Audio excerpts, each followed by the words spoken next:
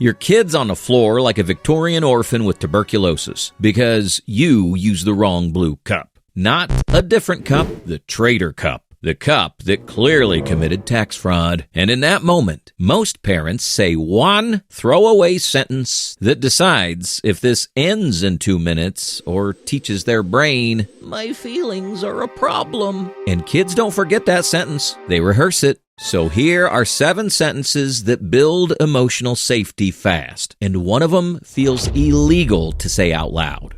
Number 1, your feelings make sense. The sentence that stops a meltdown from becoming a personality trait. Not, don't be sad. Not, you're overreacting. Not even the classic, it's not that deep. It is that deep.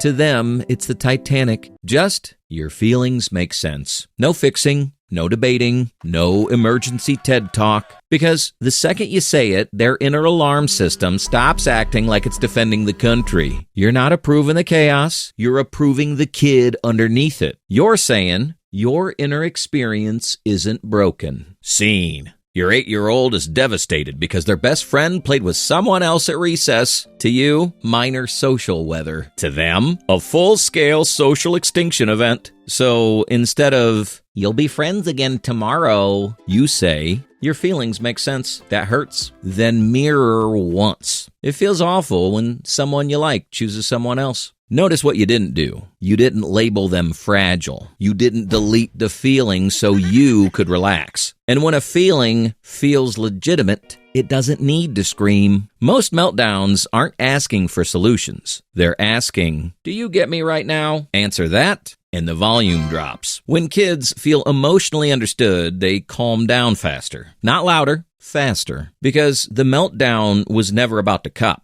It was the fear underneath it. Does anyone see me when I'm like this? Validation doesn't create sensitive kids. It creates emotionally accurate ones. The kind of adult who trusts their gut without apologizing for having feelings. And once kids learn you can handle their emotions, they start telling you the ones that actually matter. Which is why the next sentence scares parents so much, and it's only 3 words.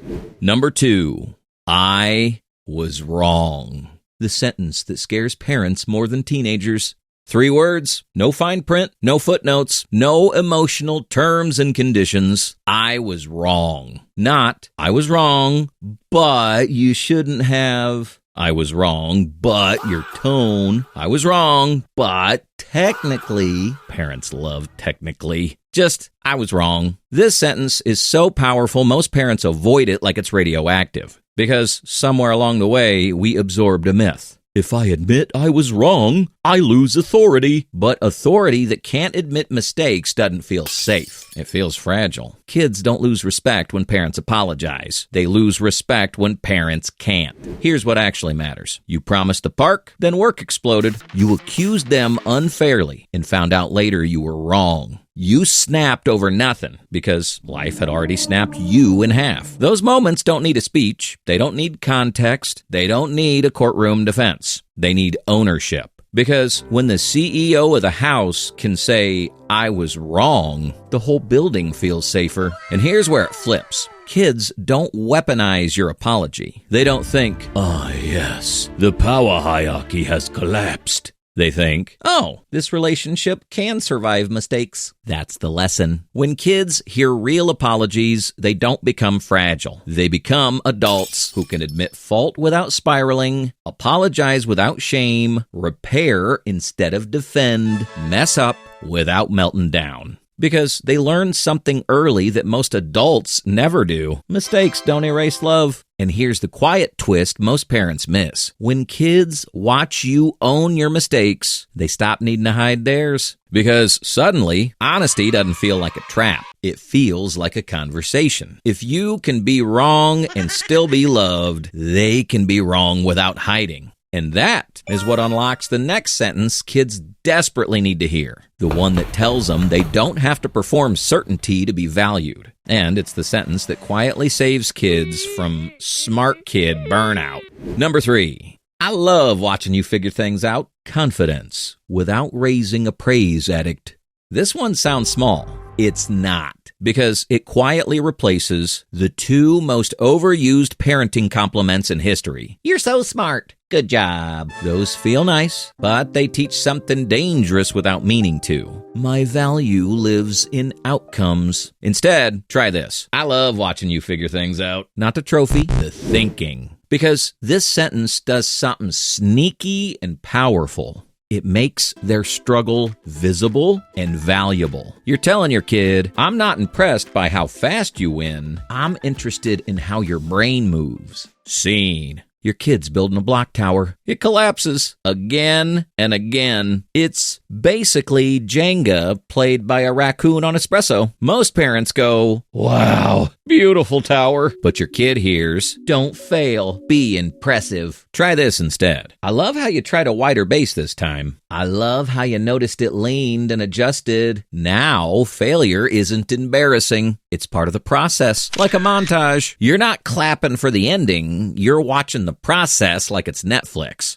This next phrase works everywhere. Math homework. I love watching you work through that problem. Social drama. I see you figuring out how to handle this. New skill they are terrible at. Your brain is working really hard right now. And here's the quiet shift that happens over time. They stop asking, did I do it right? And start thinking, let me try something. Kids who hear this don't grow up addicted to gold stars. They don't panic when things don't come easily. They don't collapse the first time they're bad at something because they learned early, thinking counts, trying counts, struggling isn't failure. And 20 years from now, when they're stuck at work, overwhelmed, doubting themselves at 2:47 a.m., they won't hear a voice saying, be smarter. They'll hear something steadier. You figured things out before. Your brain knows how to work. Keep going. And number 4 is the one that gets nothing. Kids talking again. Because it tells them they don't have to be polished to be welcome. Number 4. Tell me more about that. The sentence that turns one-word kids back into humans. This line is basically a key card for your kid's inner world. Because most conversation with kids die right here. Kid. Nothing. Parent. Okay. Door. Closes forever. Not because they're hiding anything, but because you accidentally told them that's all the space you get. Now, swap your response for this. Tell me more about that. Same tone, same moment, wildly different outcome. Because you're telling them, I'm not waiting for my turn to talk. I'm actually curious. And kids can smell fake curiosity from 3 rooms away. So don't dress it up. Just say the line. Watch it work in real time. I don't like soccer anymore. Tell me more about that. Sarah was mean today. Tell me more about that. I had a weird dream. Tell me more. You didn't fix, you didn't minimize, you didn't hijack the story from a lesson from 1997. You handed them the microphone and didn't rush to take it back. This line tells them, you can be mid-mess and still talk to me. Kids who hear this don't freeze when asked, what's wrong? They don't default to, I don't know, when feelings get messy. Because someone taught them early, my thoughts are allowed to take up space. And here's the sneaky part. Tell me more about that. Doesn't just make kids talk more. It makes them trust you with unfinished thoughts. The half ideas, the confusing feelings, the stuff they haven't decided yet, which is exactly what disappears first when kids stop feeling safe. But curiosity alone isn't enough, because when they finally tell you something real, the next sentence decides whether they feel brave or feel stupid for opening their mouth. Number 5, that took courage. The bravery parents miss because it doesn't look brave. Parents are great at spotting wins, grades, trophies, results. But confidence isn't built from winning. It's built from surviving fear.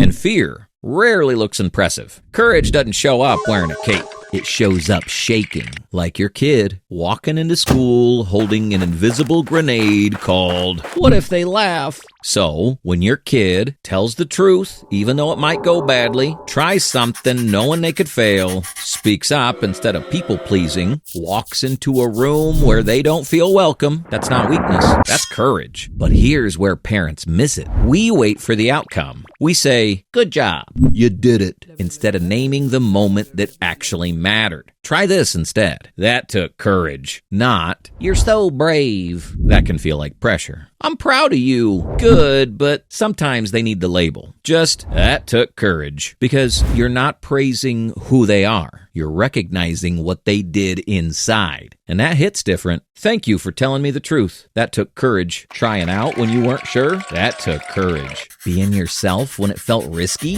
That took courage. You're teaching something life-changing. Bravery isn't confidence. It's action with fear still present, so their brain quietly rewires. Admitting mistakes equals courage. Trying something new equals courage. Being vulnerable equals courage. Standing alone equals courage. Give it a few weeks and suddenly they stop treating fear like a stop sign. Kids who hear this don't wait until they feel ready. They don't confuse fear with "I can't." They don't quit just because something feels uncomfortable. They learn, "I can do scary things and survive them." And here's the upgrade parents don't see coming. When your kids learn to recognize their own courage, they stop needing constant reassurance because they internalized something stronger than praise: self-trust. If bravery goes wrong, shame shows up, and the next sentence decides which one stays. Number 6, you can change your mind. The sentence that saves kids from living someone else's life.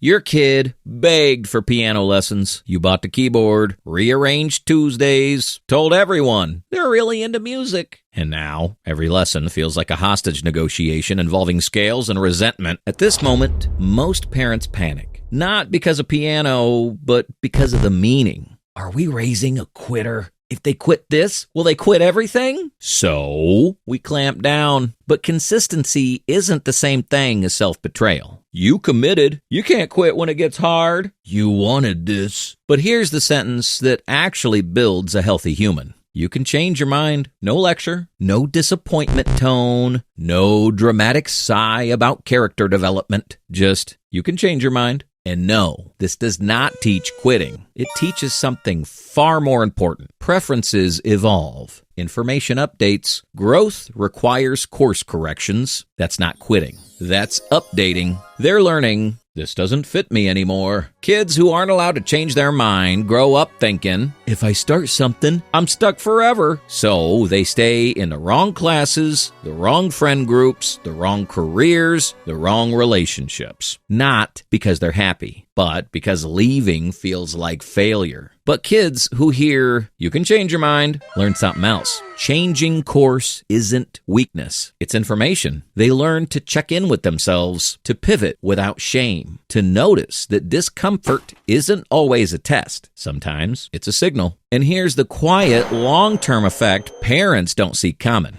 These kids don't burn out trying to be consistent. They grow up flexible, reflective, and self-trusting. They don't ghost their own needs. They don't stay stuck just to prove a point. They don't confuse endurance with integrity. That's the long-term gift. Because if your kids thinks love is conditional, they'll hear all the right words and still feel alone. So here's the foundation sentence, the one that hits the deepest of all. I'm glad you're here.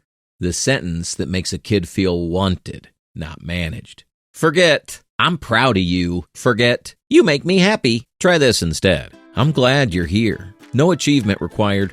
No behavior attached. No performance review. You're not praising what they did. You're not reacting to who they're being today. You're telling them your existence is a good thing.